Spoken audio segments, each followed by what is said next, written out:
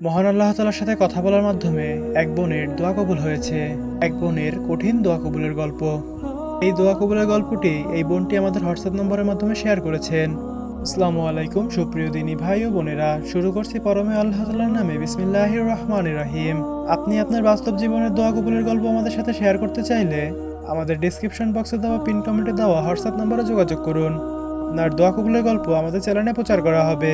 তাহলে চলুন আজকের দোয়া কবুলের গল্পটি শুরু করা যাক। গল্পের শুরুতেই তিনি আমাদেরকে সালাম দিয়েছেন, আসসালামু আলাইকুম ভাইয়া, কেমন আছেন? ওয়ালাইকুম আসসালাম রহমতুল্লাহ, আমি আল্লাহর রহমতে ভালো আছি। পরে তিনি আমাদেরকে লিখেছেন, ভাইয়া আমার নাম প্রকাশ করবেন না। আল্লাহকে না পারা দোয়া কবুলের গল্প আমি আজ আপনাদের মাঝে শেয়ার করব। মহান আল্লাহ তাআলা আমাকে ছোট থেকেই একা রেখেছেন। আমার বাবা মা চাকরিজীবী। আমার বড় কোনো ভাই বোন নেই। আর একটি ছোট ভাই আছে, তার বয়স 6.5 বছর। একা থাকার কারণে কোনো কষ্ট পেলে আল্লাহ তাআলার কাছে বলার অভ্যাস ছিল আমার।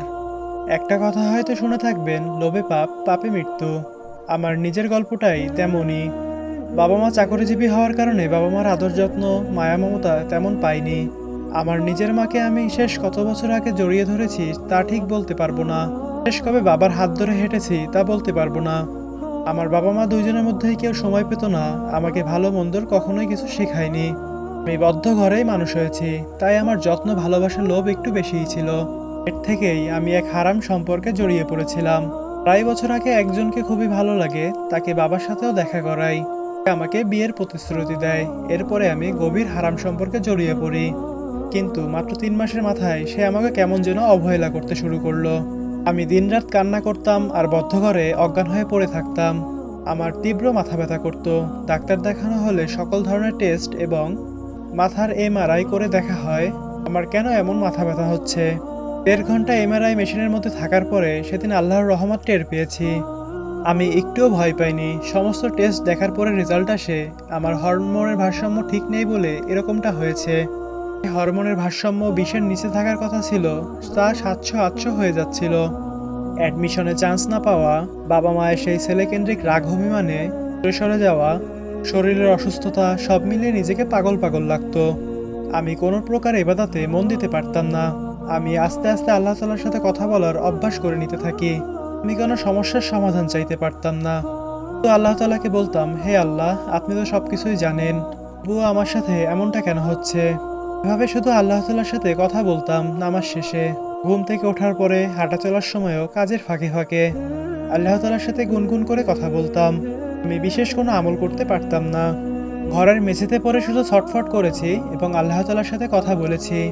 এরপর কিছুদিন পরে সেই ছেলে যে অন্য মেয়ের সঙ্গে সম্পর্কে জড়িয়েছে তা সে নিজেই সোশ্যাল মিডিয়ায় পোস্ট করে সবার সামনে আনে। কিন্তু তখন আমি এসব মানতে নারাজ। আমি হালালভাবে তাকে পাওয়ার জন্য কান্না করতাম। আর কেন তাকে পাবো না আমি সেটাও জিজ্ঞাসা করতাম। তাকে কেউ জাদু করেছে বলে রুকিয়ার টাকাও পাঠালাম একজনকে।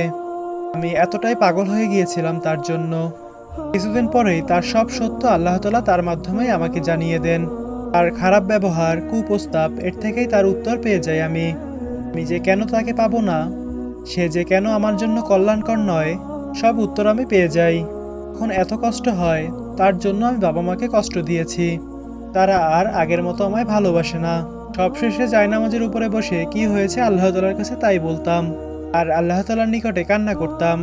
আল্লাহ তাআলাকে ঠিকমতো বলতে পারতাম না, দোয়া করতে পারতাম না, ইস্তেগফার করতে পারতাম না, অনুভূতির সহিতও পড়তে পারতাম না। শুধু ঘন্টার পর ঘন্টা আল্লাহ তাআলার কাছে ক্ষমা চাইতাম, হে আল্লাহ, আমাকে ক্ষমা করে দিন। আমি ধ্বংস হয়ে গেছি, এই ধ্বংসের দুয়ার থেকে আমাকে ফিরিয়ে নিন। এরকম করে আল্লাহ তাআলার কাছে কান্না করতাম। মহান আল্লাহ তাআলাকে বলতাম, হে আল্লাহ, আপনি আমার কষ্টগুলোকে দূর করে দিন। অনেক সময় নিজেকে শেষ করে দেওয়ারও চিন্তাভাবনা মাথায় আসতো। তখনও উঠে আল্লাহ তাআলার সাথে কথা বলতাম। এই সময় আল্লাহ তাআলার কাছে বলার কথাগুলোর উত্তর এখন পাচ্ছি। গত 1 বছর হয়েছে আমার কোনো দুঃখ কষ্ট নেই। আমি কষ্ট পেয়ে আর কান্না করি না বহুদিন। এখন দোয়া করলে এমনিতেই কান্না চলে আসে। এছাড়া আল্লাহ তাআলা আমার আর চোখ ভিজতে দেন না। আল্লাহ তাআলা ছোট ছোট ইচ্ছাও আমার কবুল করে নেন। কেউ খেতে মন চাইলেও দেখি আল্লাহ তাআলা 2-1 দিনের মধ্যেই আমার সামনে হাজির করে দেন। আব্বু আম্মু অনেক আদর করে এখন আমায়। ছোটবেলায় শেখা কোরআন তেলাওয়াত ভুলে গিয়েছিলাম, নাউজুবিল্লাহ। আবার চেষ্টা করতে করতে সঠিক উচ্চারণে কোরআন তেলাওয়াত করতে পারি, আলহামদুলিল্লাহ। আমি তো ঠিকমতো কথাগুলো গুছিয়ে বলতে পারিনি, শুধু কথা বলেছি, তিনিই গুছিয়ে দিয়েছেন। মহান আল্লাহ তাআলা আমার নিজের চাহিদাই পূরণ করে দিয়েছেন। বিয়ের দায়িত্ব বাবা মার উপরে দিয়ে দিয়েছি, শুধু আল্লাহ তাআলার কাছে একটাই চাওয়া, আল্লাহ তাআলা যেন একজন ইমানদার মানুষ আমার জীবনে দিক। গল্পটা অনেক লম্বা করে ফেলেছি। যারা কিছু করতে পারেন না, দোয়া করতে পারেন না, হতাশার মধ্যে ভুগতেছেন, যারা মনে করেন আমার মতো পাপীর ডাক আল্লাহ তাআলা শুনবে না, তারা যদি আল্লাহ তাআলার কাছে এভাবে বসে কথা বলতেন, আপনার ভিতরের কষ্টগুলো আল্লাহ তাআলাকে বলতেন, মহান আল্লাহ তাআলা সব সমস্যার সমাধান করে দিতেন। মুখ নাড়িয়ে আপনার কিছু বলতে হবে না। আপনি যে জায়নামাজের উপরে বসে আছেন, আল্লাহ তাআলা আপনাকে দেখছে এবং আপনার কষ্টগুলোকে বুঝতে পারছে। তাও যদি আল্লাহ তাআলার কাছে না বলতে পারেন, তাহলে দুই হাত তুলে বোবার মতো শুধু কান্না করুন। তিনি সব জানেন, তাতেই তিনি আপনার না বলতে পারা দোয়াগুলোকে কবুল করে নেবেন। দুরূদ শরীফ, ইস্তেগফার, তাহাজ্জুদ আমি প্রতিনিয়ত পড়তে না পারলেও যতটুকু পারতাম চেষ্টা করতাম পড়ার। এখন নিজেকে অনেক ঘোচানোর চেষ্টা করছি। দোয়া করুন ভাইয়া, আমার যেন সকল মনের নেক আশা পূরণ হোক। আজকের দোয়া কবুলের গল্পটি এই পর্যন্তই। প্রিয় দিনী ভাই ও বোনেরা, যাদের দোয়া কবুল হচ্ছে না, তারা যদি আল্লাহ তাআলার কাছে নাও বলতে পারেন, শুধুমাত্র আল্লাহ তাআলার কাছে নামাজ পড়ে কান্নাকাটি করুন, দেখবেন আল্লাহ তাআলা আপনার মনের দুঃখ কষ্টকে দূর করে দিবে, আপনার দোয়াকে কবুল করে নেবে ইনশাআল্লাহ। আজকের ভিডিওটি যদি ভালো লেগে থাকে তাহলে চ্যানেলটি সাবস্ক্রাইব করে সাথে থাকবেন।